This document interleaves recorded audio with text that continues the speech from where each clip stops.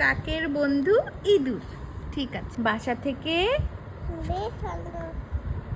পেছনে তার শত্রু বিড়াল। বিড়াল তাড়া করে ইঁদুরকে দূরে কোথাও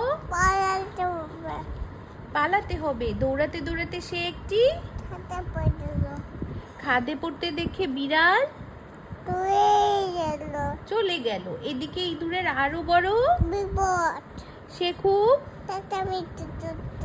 চেঁচামেচি করতে থাকে। খাদ থেকে উঠতে না পারলে সে মারা যাবে।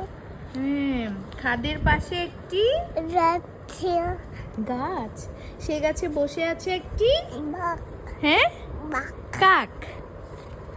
কাক কাক ইঁদুরের বিপদ।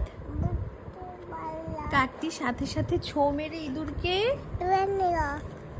ইঁদুরটি তারা দুজন বন্ধু হয়ে যায়।